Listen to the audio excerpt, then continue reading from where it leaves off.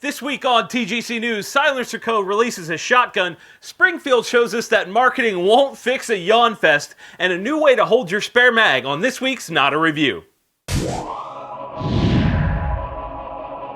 The new 32-round DD magazine from Daniel Defense offers lightweight carbon fiber reinforced construction, ample texture no matter what you get into, and an impact-absorbing baseplate for any AR-15. To learn more, hit the link in the description to head over to DanielDefense.com.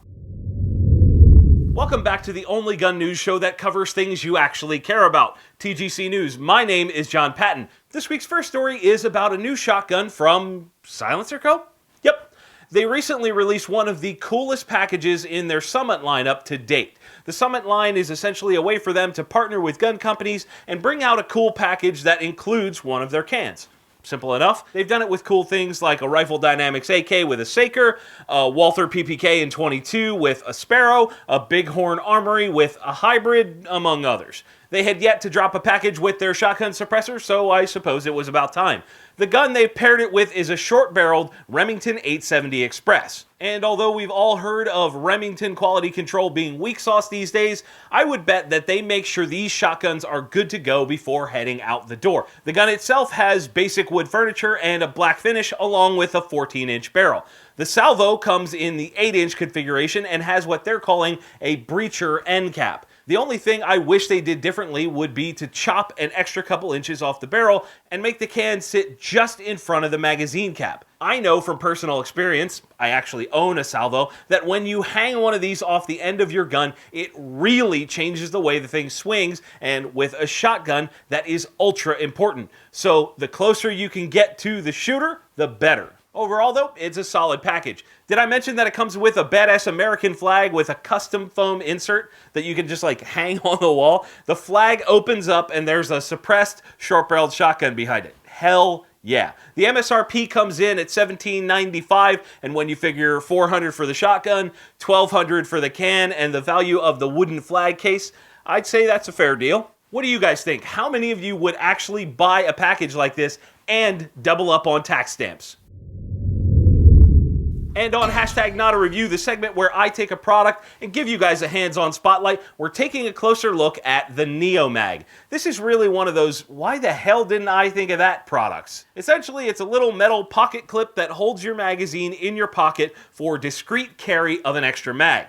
The clip itself is made of titanium, while the backing is made of steel, and the magnet itself is neodymium. Also, you'll notice under the end of the clip is what they call a grip pad to help it stay in your pocket. I gotta say, this thing was a little tricky to get mounted in the pocket, but once it's there, it's not coming off. The basic concept is that the magnet uses the steel in your magazine to hold the mag just below the pocket line, so no need for a belt-mounted option with something like this. I know before this, I was just carrying spare mags loose in my pocket, and let's be fair, that sucks. I've been using this for a little while now, and it definitely makes me feel better to have a easily accessible backup mag. They currently come in 3 different sizes, from 45-10, then 9 and 40, and then 380 or large, medium, and small. It's a really simple product that solves a problem that I had. Stop, home invader! Bang, bang, bang, bang, bang! I've run out of ammo! Now, because these guys are excited about being featured on TGC, they've offered the gold standard TGC 10 for 10% off your order. If you guys want to learn more about the Neomag or grab a couple, you can head over to theneomag.com. To see more product spotlights, check out the NotAReview playlist on YouTube.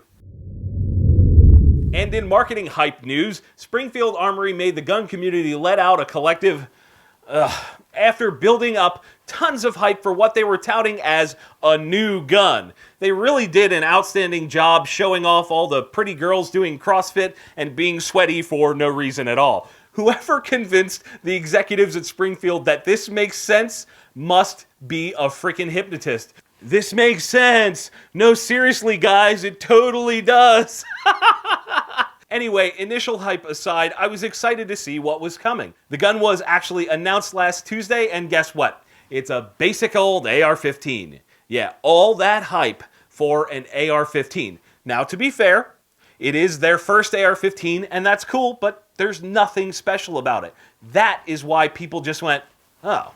They wanted more, and Springfield let them down. In a market that is hungry for innovation. They dropped the ball. Can you imagine what would happen if someone came out with an affordable new design right now? It would sell like crazy. But screw it, bandwagon it is, right, Springfield? Except you might want to check with your QA department because stuff like this handguard being loose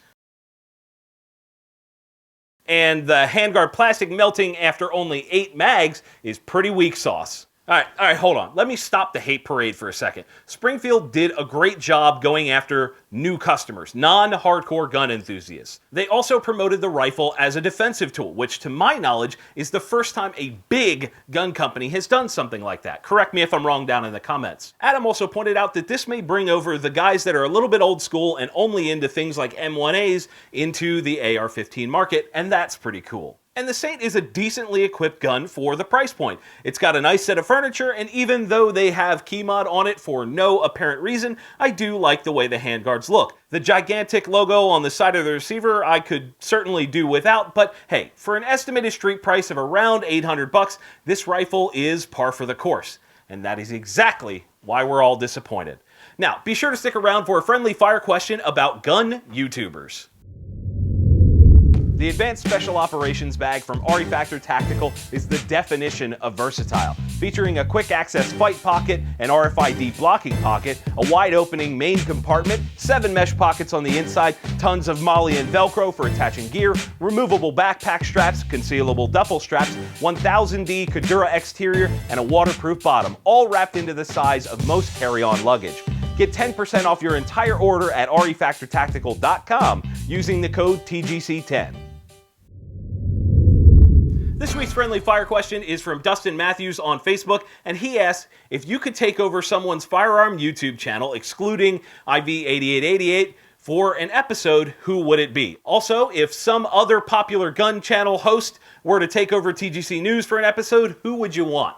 These are two of the best questions I've been asked so far on the show. So, if I was going to take over someone else's channel for one episode, who would it be? That is a really tough one because I don't really watch a whole lot of other gun channels. I think I'd have to go with Hickok 45 because shooting on that range would be one of the most fun days ever, and having met Hickok and Jon, I think we would get along well and have a lot of fun. Now, I wouldn't mind taking over Full Mag because hashtag slow-mo, but I don't really consider that a gun channel. Now, who would I like to see take over TGC for an episode? I think it would be really, really funny for me to watch guys try and read from a prompter and talk as fast as I do, but I can narrow it down to about 3 people. Tim from Military Arms Channel, Matt from Demo Ranch, and Mr. Guns and Gear. Any one of them would be really fun to watch and kind of see in this environment.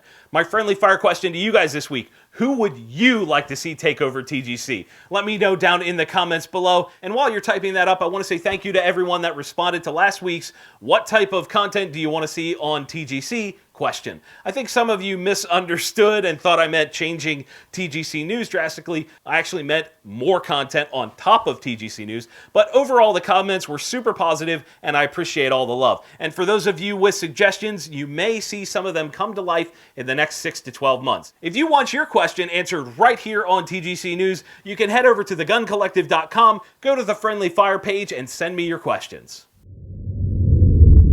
Guys, if you enjoyed this video, be sure to hit that like button and share it with your friends. If you didn't, let me know down in the comments below. If you haven't yet, get subscribed. And if you want to support TGC, you can head over to the merch store and get yourself a sweet t-shirt just like this one.